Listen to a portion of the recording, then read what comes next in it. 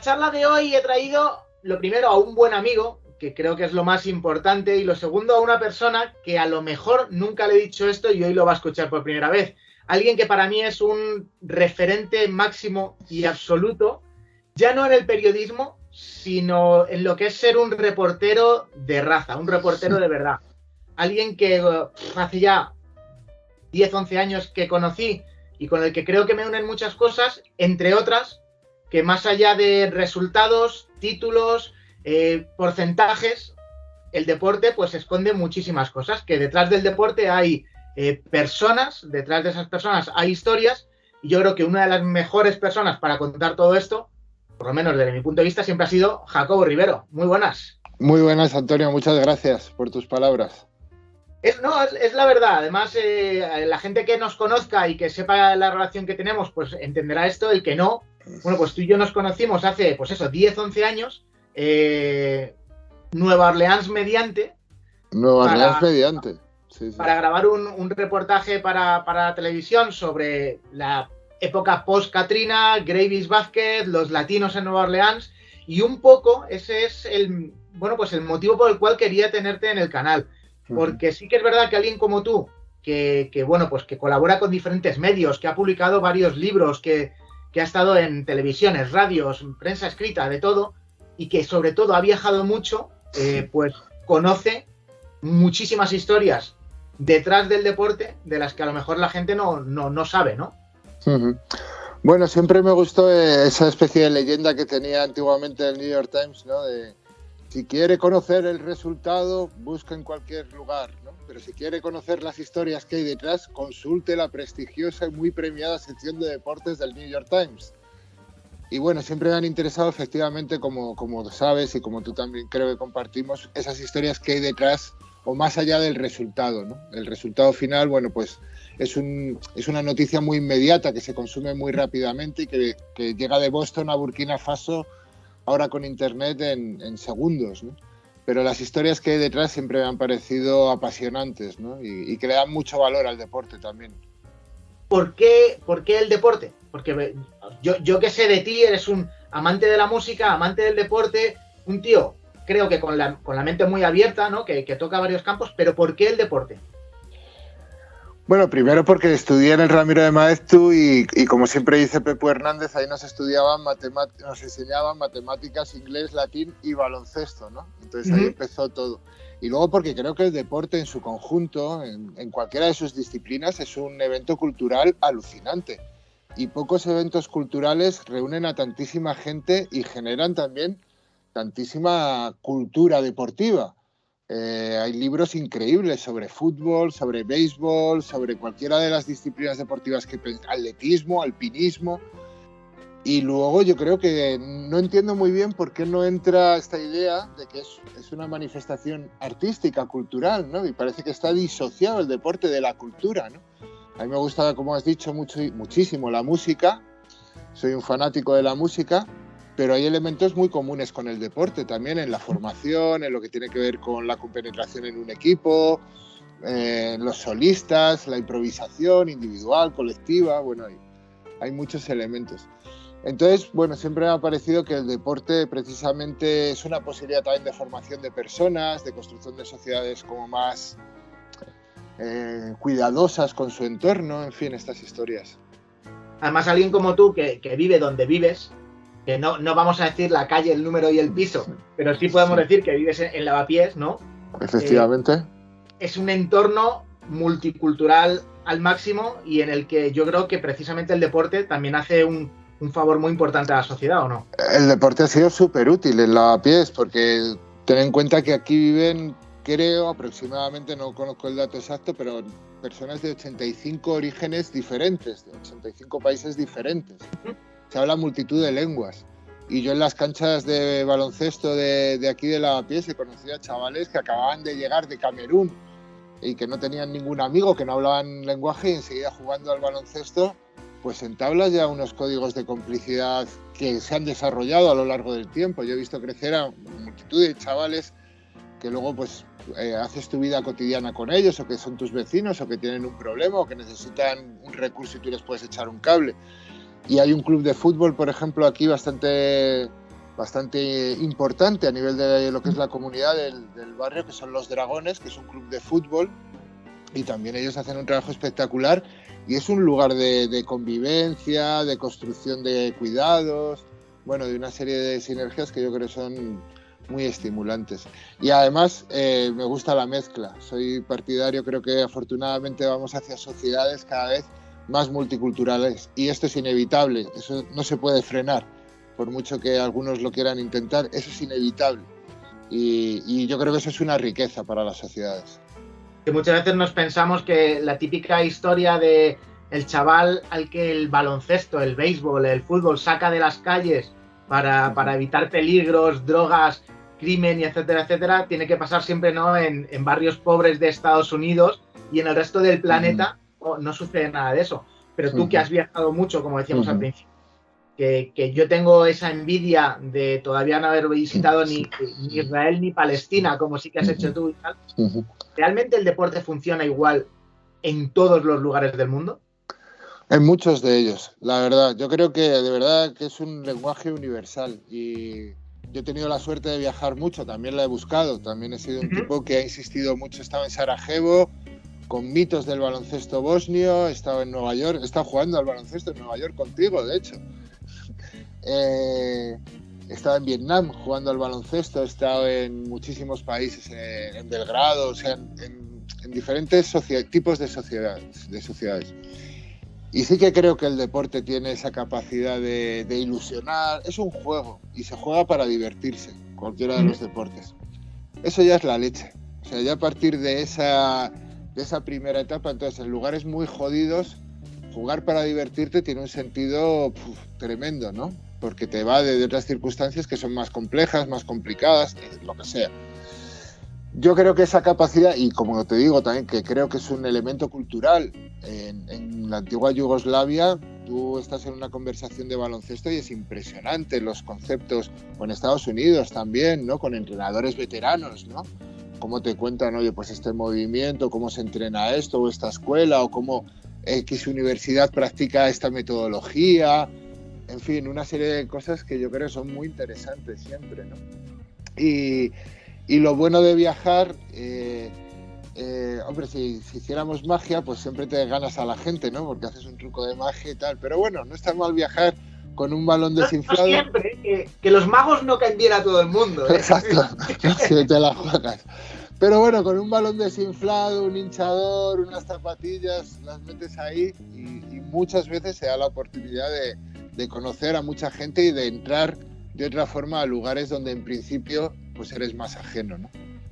¿Tú crees que esa mentalidad, sobre todo, se puede tener entre los más jóvenes o entre incluso los más chavales cuando todavía son ajenos al deporte profesional? Por ejemplo, yo durante muchísimos años he practicado judo a niveles importantes cuando era más crío, ¿no? Y una de los alicientes que teníamos en nuestro gimnasio era que cada año teníamos una competición internacional en París. Para nosotros salir fuera, claro, la bomba, era un crío de 13 años compitiendo en París contra italianos, franceses, chinos y de todo, ¿no? Y yo una de las cosas que recuerdo siempre de eso, y que mi madre me comenta muchas veces, es volvías de París y decías, he estado con un chino, con un italiano, tal, pero ¿y cómo os entendíais?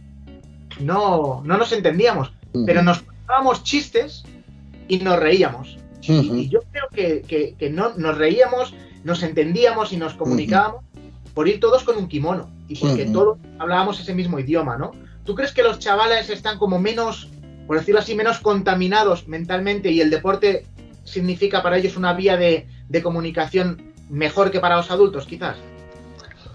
Bueno, hay una cosa que yo creo que es importante, es que el deporte de formación, cuando son chavales, o a lo mejor incluso en una cancha callejera, bueno, son los conocimientos que vas incorporando, ¿no? Y todos esos conocimientos, estás en una etapa de tu vida en la que estás muy permeable a lo que ves, ¿no? Te entran las imágenes, te entran muy rápidamente, ¿no?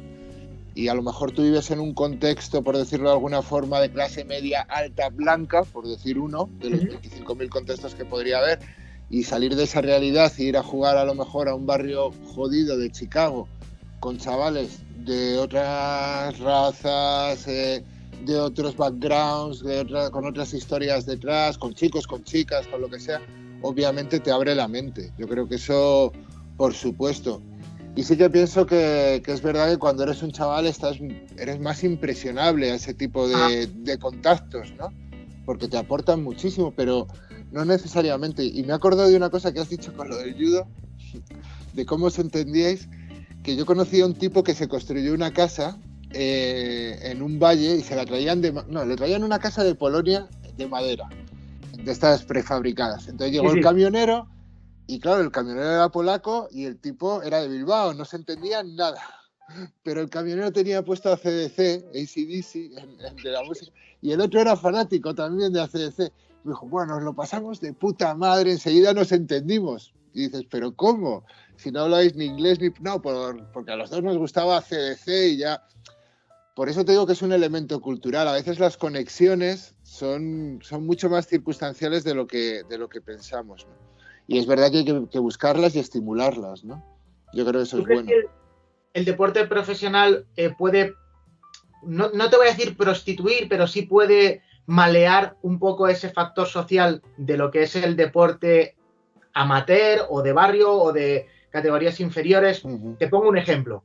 La liga universitaria en cualquiera de sus disciplinas deportivas, pero por ejemplo en el caso del baloncesto, que tú y yo conocemos súper bien, una universidad consigue una beca universitaria para un chaval de Burundi que mide 2,15 y que es muy bueno, que no habla inglés, va a tener una beca universitaria y va a estudiar ahí. A ese chaval, el concepto de deporte en ese chaval puede que sea distinto que para un chaval de Burundi en sí mismo. Es decir, él en ese momento asimila, mira, yo estoy aquí porque soy alto, porque soy bueno, y el deporte ya no mola, el deporte es un trabajo, aunque universitario no cobren dinero o tal, no deja tiempo para él. ¿Tú crees que el profesionalismo puede malear esa condición social del deporte? Claro, también depende de la formación que haya tenido ese jugador, incluso el de Burundi, pues los que le hayan ido a contratar, por decirlo de la universidad, cómo le hayan captado, ¿no? ¿Qué le proponen? Si le proponen que además va a realizar estudios en esa universidad, porque ese chaval al día siguiente se baja del avión, se cae, se rompe la pierna y a lo mejor no puede volver a jugar al baloncesto, ¿no? Entonces, bueno, yo creo que ahí es muy importante también la figura del entrenador, ¿no? Yo soy muy fanático de las teorías, de algunas teorías de entrenamiento y de algunas que tienen que ver con la formación, incluso cuando son profesionales, ¿no? Y, no sé, hay jugadores que en ese sentido les veo con una madurez, y jugadores y jugadoras, con una gran madurez, ¿no? Incluso siendo muy jóvenes, por decir a alguien de baloncesto femenino, María Conde, y por decir a alguien de baloncesto masculino, pues yo que sé, Javi Beirán. Se me ocurren dos ejemplos de deportistas como que les veo con una concepción integral, ¿no? O sea, digo de aquí, más cercanos. Igual de la NBA tendríamos que buscar como otros ejemplos, ¿no? Y yo creo que eso es muy importante. Lo que no me gusta del deporte profesional, básicamente, muchas veces tiene que ver con cómo lo cuentan los medios de comunicación. Y, por ejemplo, pues esa famosa frase de Ronaldo está triste. Y abrió los telediarios. ¿Verdad? Está triste, pero no ha dicho por qué. Y es como, oye, un poco de respeto, ¿no? O sea, en el mismo telediario han salido pateras, guerras, bombardeos, huracanes. Le estamos dedicando 10 minutos a un tío que ha dicho que está triste sin decirnos por qué, que nos importa una mierda y que hay millones de niños en el mundo que le adoran y que le visualizan como un ejemplo. Joder. Entonces, bueno, eso es lo que me rechina más. Y en ese sentido es curioso porque tú lo sabes lo sabes muchísimo mejor que yo, pero hemos compartido juntos profesionalmente el momento de entrevistar a un jugador de la NBA en sus vestuarios, ¿no? Y muchas veces como los jefes de prensa, te dicen, al jugador está obligado a darte declaraciones, todos los medios al mismo tiempo, etcétera, etcétera. Entonces a veces no es solo el jugador profesional, sino el entorno, cómo trabaja con ese jugador profesional. Sí, incluso el discurso, ¿no? Alrededor de un club o de un jugador o de... Sí. Una cosa que has comentado antes, que a mí me ha parecido muy curiosa y que además, pensando ahora, mientras hablaba contigo, veo en un montón de mis jugadores favoritos de diferentes deportes, es lo que tú hablabas de pasárselo bien, ¿no? El deporte te lo pasas bien, disfrutas, y dependiendo de qué contextos, eso ya es la bomba, ¿no? Uh-huh. Y si te pones a pensar, los jugadores de fútbol que vienen de las favelas, los jugadores de béisbol dominicanos, puertorriqueños, que vienen de jugar en campos de pelota, que son barrizales, los jugadores de playground, cuando de repente sale ese ramalazo de jugador canchero, por llamarlo de alguna forma, en el deporte profesional, es cuando te das cuenta que, ostras, de verdad el bagaje que tiene este tío, el background, como decías tú antes, es súper importante, ¿no? ¿Hasta qué punto es clave el pretender que los jugadores, independientemente del deporte que practiquen, no pierdan esas raíces, no pierdan ese por el amor al juego, ¿no? Que dicen los americanos. A ver, yo creo que es algo que no hay que olvidar nunca y que obviamente un equipo profesional pues tiene enormes presiones para mantener la categoría o la conquista de un título o los sponsors, los patrocinadores, etcétera, etcétera. Y el nivel de diversión pues es relativo en relación a otras categorías o a otros momentos, ¿no? En los que tú puedas jugar el deporte. Pero creo que es fundamental. También un trompetista famoso necesita a lo mejor actuar en un gran teatro internacional y está súper expuesto, pero él, donde empezó de alguna forma es a partir de la diversión, ¿no? Y luego yo, en los deportes de equipo en concreto, creo mucho en este concepto como de conspirar colectivamente, ¿no? Y que eso lo tiene como que te tiene que contagiar eso el entrenador, ¿no? Yo he entrenado a equipos, porque como sabes, fui entrenador en la cantera de estudiantes, que éramos peores que otros, pero nos divertíamos pensando en una estrategia para conseguir, bueno, o ganar o por lo menos hacérselo pasar canutas. Y ahí esto también de que en defensa también te puedes divertir, ¿no? O sea, por lanzar así como una cosa... Bueno, pues yo creo que eso es como muy bueno para una atmósfera de dentro de un equipo y también como espectador es lo que a mí me gusta. Y obviamente los jugadores que más me gustan normalmente son los que tú has llamado cancheros, ¿no? Sí, estos que votan bajito porque aprendieron en el patio del colegio rodeado de 50 partidos a la vez, ¿no? ¿Pero dónde aprendiste a votar tan bajo? Y dices, no, buscándome la vida en un patio de colegio lleno de gente o ejercicios que hacía la gente pues con pelota, con el béisbol, a lo mejor de tirar la pelota contra una pared y darle de otra forma, o sea, cosas que no están teorizadas o que no puedes aprender solo por una teoría académica, sino que tienen que ver también con el feeling y con el sabor propio de tu propia vida, ¿no?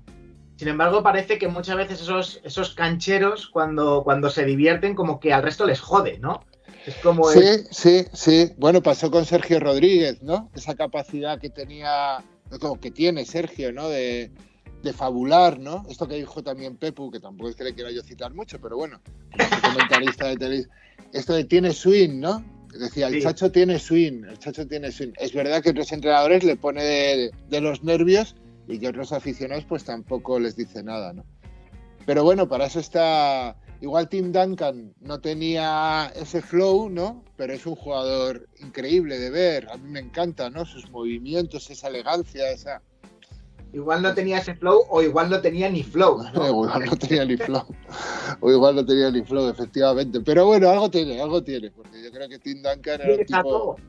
¿Dónde es o cuál es el deporte? Porque además yo que he estado contigo en la otra punta del mundo y hemos pasado por una cancha abierta con un balón en el suelo y no has podido evitar ir a hacer un tiro, ¿no? Pero ¿cuál es el deporte que quizás nunca pensases que te iba a sorprender y que en alguno de tus viajes has conocido de primera mano y has dicho, esto es la bomba?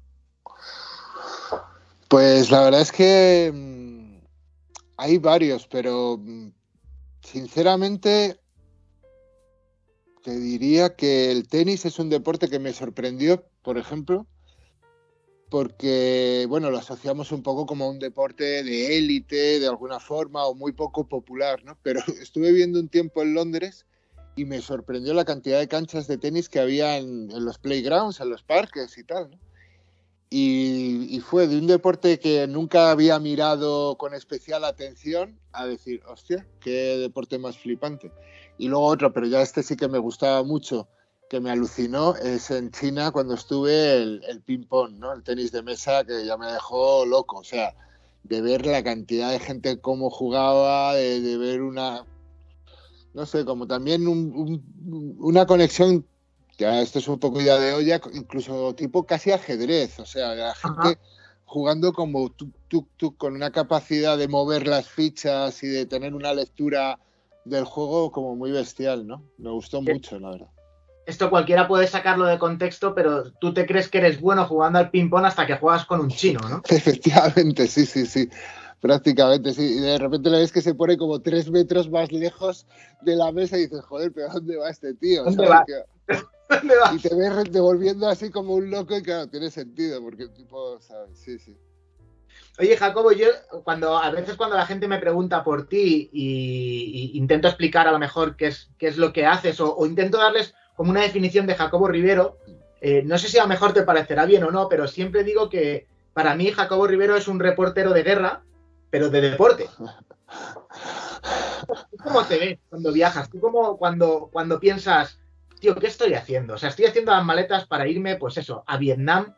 Eh, ¿Dónde voy? ¿Qué hago? ¿Tú qué Ujú. pasa por tu cabeza cuando planeas tus aventuras?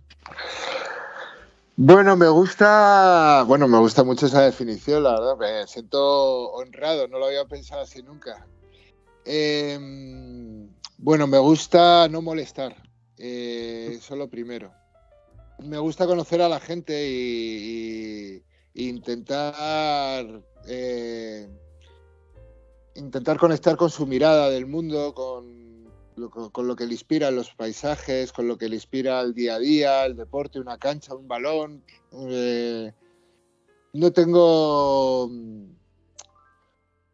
digamos que no tengo, muchas veces improviso el guión, por decirlo de alguna forma, más o menos. Otras veces me lo preparo mucho. Con el tema, por ejemplo, del baloncesto en Palestina, que es un tema que he trabajado mucho y que he seguido mucho, pues sí, hago un poco primero como de mapeo, ¿no? De, bueno, pues es en Belén y en Ramala donde están los principales clubs o hay estas canchas y me dejo caer por ahí, ¿no? Por decirlo de alguna forma. Y a partir de ahí, bueno, pues intento conectar con gente y ir tirando del hilo, ¿no? Y siempre desde una posición de humildad, por decirlo de alguna forma, Ah, siempre con una posición de máximo respeto y de no ir de nada, ni pretender, y sobre todo no decir nunca nada que no vayas a cumplir o que no puedas cumplir. Nunca prometer nada que no puedas cumplir, ¿no? como por ejemplo. Por ejemplo, la primera vez que yo estuve en Palestina quedamos en volver con un equipo de baloncesto y jugar torneos y todo esto y llevar material y lo hicimos. Lo hicimos luego cuando yo entrenaba, bueno, con el sub-21 de estudiantes, inauguramos un pabellón en Hebrón ante 5.000 personas, el primer partido internacional que hubo en Palestina en el 2010. Y luego jugamos al día siguiente otro partido en Belén. Y fue un viaje alucinante. Pero no habría sido honesto que yo antes hubiera dicho a unos tipos en un campo de refugiados, además palestino, en Deise, un campo de refugiados muy particular, donde el deporte es súper importante, donde incluso tiene un equipo de natación y no hay piscina. Y allí recuerdo que estábamos y dije, pues yo voy a volver aquí con un equipo de baloncesto y vamos a jugar unos torneos de baloncesto. Pues mejor no digas nada si no tienes la seguridad de que eso es factible que lo hagas, ¿no? A eso es a lo que me refiero, ¿no? No jugar con la ilusión, ¿no? De No la gente jugar con la también. ilusión, porque eso genera mucha frustración. Lo he visto en Lavapiés, ¿eh? En Lavapiés aquí han venido jugadores o gente importante a decir, no os preocupéis que mañana este club de los Dragones, que casi no tiene medios económicos, apenas tiene ayuda institucional, son familias en general precarias, viven muy al límite, yo os voy a traer no sé qué, y nunca más se supo de ellos, ¿no? Yo creo que eso es un error. Eso es un error y además es una forma de ir por el mundo que no mola nada, porque la gente tiene memoria.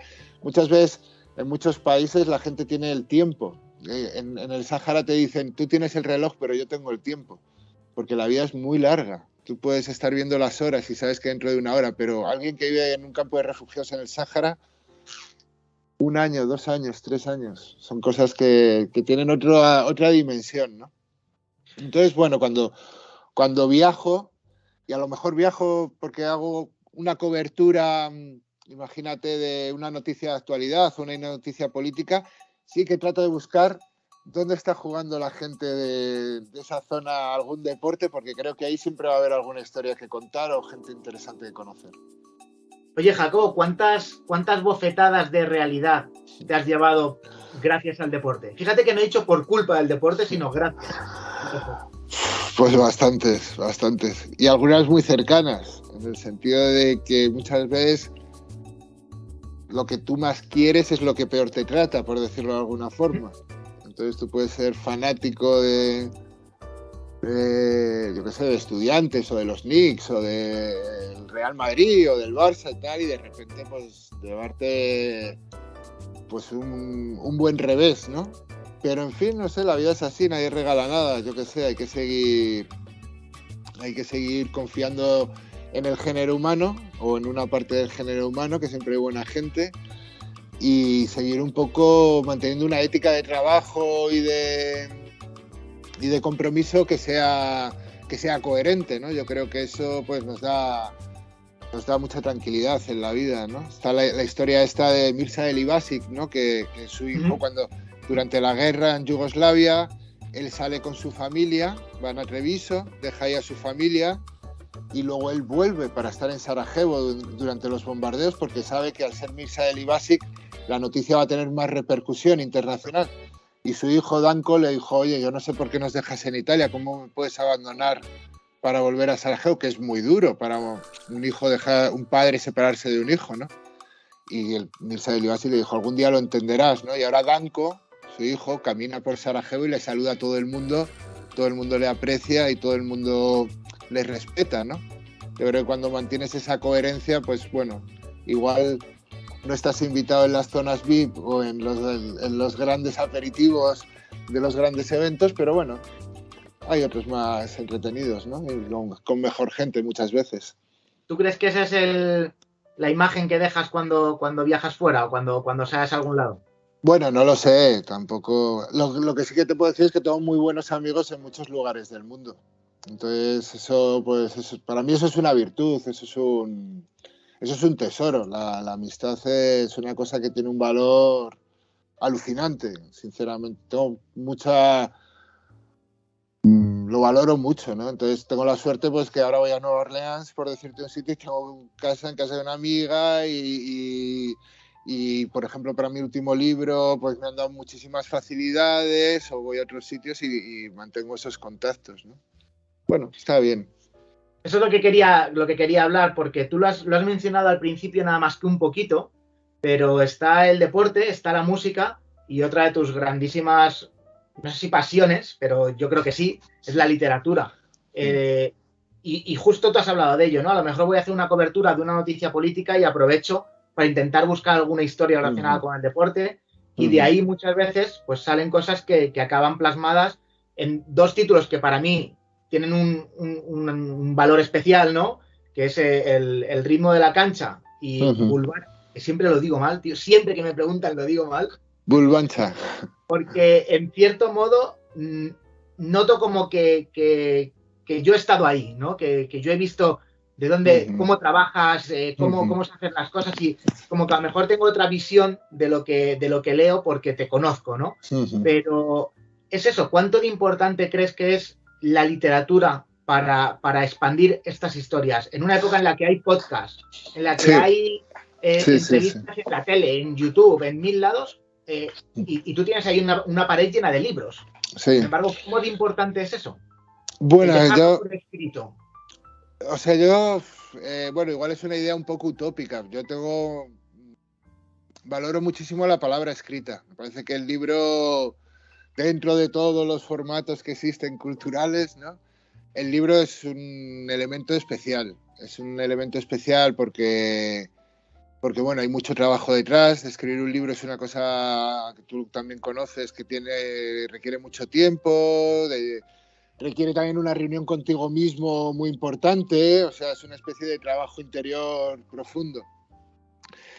Y los libros, yo he tenido experiencias alucinantes. A mí me regaló un canadiense en Laos, me regaló Las ciudades invisibles de Italo Calvino, medio quemado porque había tenido un accidente de moto y no sé qué rollos. Me parece que yo soy un poco fetichista, entonces me gusta como el objeto pues también le doy como un valor, ¿no? Y luego creo que es un testimonio imperecedero. De hecho, ha pasado en algún proyecto en el que he estado que se ha caído la web, imagínate, ya no están los artículos que escribiste para Menganito en el 2008. Pero lo que está en papel, de una u otra forma, permanece. Hace poco en El Rastro de Madrid encontré que tenían unas revistas donde yo había publicado una columna. Y dices, hostia, esto igual viene un turista francés, lo compra, viaja a París, en París se muda a Lyon, su hija se casa con un alemán que no sé, sabes, que circula mucho. Entonces, bueno, vivo como un poco alrededor, ya te digo, de esa utopía. Luego, obviamente, pues también escucho podcast, también veo cosas en el ordenador y tal. Pero bueno, el libro y para mí es importante, entonces me gusta mucho escribir, realmente lo disfruto mucho. Y esos 2 libros que tú has mencionado son, yo creo, mis 2 libros como más especiales. El ritmo de la cancha es un libro que todavía me da alegrías, o sea, todavía me escriben lectores diciéndome, oye, tío, me he leído tu libro, cómo mola, tal, no sé qué. Y que le puedo, y siempre pensando en que lo pueda leer alguien que le gusta el baloncesto o que no tenga ni idea de baloncesto, pero que enganche con las historias, como el de Nueva Orleans. Me da igual que no te guste el jazz, es que va de otra cosa. Podría ser bolo cántabro y jabalina y lo que fuera, ¿no? Pero no es lo que cuentas, sino cómo lo cuentas, ¿no? Y lo que es que, claro, obviamente, como me gusta el baloncesto, en el caso del ritmo de la cancha, pues fue una pasión, ¿no? Y algunas de esas historias salieron de ir a cubrir actualidad y irme, como vamos, lo sabes tú perfectamente, irme a una cancha, a buscar una cancha y buscar una historia, ¿no? Y por ejemplo, en el ritmo de la cancha, pues hay uno de los relatos es sobre chicas que juegan al baloncesto en Palestina, y me apetece más hablar de Palestina alrededor de unas chicas que juegan al baloncesto que las 25.000 historias que ya hay sobre el conflicto, los políticos, el primer ministro, etcétera, etcétera, ¿no? Y que al final también muchas veces la forma de contar las cosas hace que llegue a otra gente que quizás no se hubiese interesado por eso nunca. Efectivamente, efectivamente. Y en ese sentido yo creo, y también por cerrar un poco la charla, yo creo que en ese sentido precisamente el deporte es como un hilo conductor o una plataforma en la que quizás mucha gente que no se pondría nunca a leer un periódico sí que puede enterarse de cosas que suceden porque ha pasado en donde juega a su equipo favorito o que le ha pasado a su jugador favorito o lo que sea, ¿no? Sí, sí, sí. ¿Cuál es el siguiente paso para Jacobo Rivero? Ahora en época pocos. En época COVID está complicada la cosa. Está jodido el tema en general, sí. Bueno, ahora estoy escribiendo una novela. Estoy escribiendo ficción. Ficción con bastante realidad y con una parte bastante importante de deporte de baloncesto. Y es una novela policíaca que tiene humor, porque me parece que es un momento con el que estamos viviendo donde hay que intentar de alguna forma rescatar el optimismo, porque la cosa está jodida, tremendamente jodida. Y hay varios episodios reales, o sea, hay episodios reales que alimentan un poco la historia. Y ahí estoy peleándome con eso. Es eso que te preguntarán, oye Jacobo, ¿cuánto de realidad hay en tal personaje, en tal historia? Sí. En este va a haber bastante, ya te lo digo yo. Y bueno, también el típico todo parecido con la realidad es pura casualidad. Exactamente, es pura casualidad, pero hay mucho. Bueno, y en vez de Jacobo, el personaje se llama Jacob. Exacto, algo así. Simplemente cambiar unas letritas y tal. Sí. Y el comisario Villarejo puede ser Villarajo, cosas así. Bueno, más o menos, tiene algo de eso. Creo que hay una lectura, o sea, tiene que ver con la actualidad también. Pero bueno, sobre todo me apetece escribir un poco. Bueno, me apetecía ficción, que no es algo que haya desarrollado mucho, solo en pequeños textos. Y bueno, estoy motivado, la verdad, estoy con ganas de contar esta historia. A ver si por fin pasa todo esto y a la presentación de esta claro. Sí que puedo ir, que la anterior se quedó ahí en el aire. Y nos tomamos unas cañas o algo así, ¿no? Digo yo. Tú verás, Antonio. Muchísimas gracias por tu tiempo y sobre todo muchas gracias por tu sinceridad y por tu forma de explicar las cosas sin ningún tipo de edulcorantes y tal como son. Es como lo pienso. Te agradezco muchísimo y además soy fanático de tu programa, que ya sabes que he visto varios, porque entrevistas siempre, no lo digo por mí, que puede quedar infame, entrevistas a gente que son también amigos, algunos de ellos, y gente siempre me parece interesante. Pues ahora ya, uno de ellos eres tú. Bueno, tío, un placer. Muchísimas gracias, tío. Un abrazo. Gracias, un abrazo, Antonio. Chao.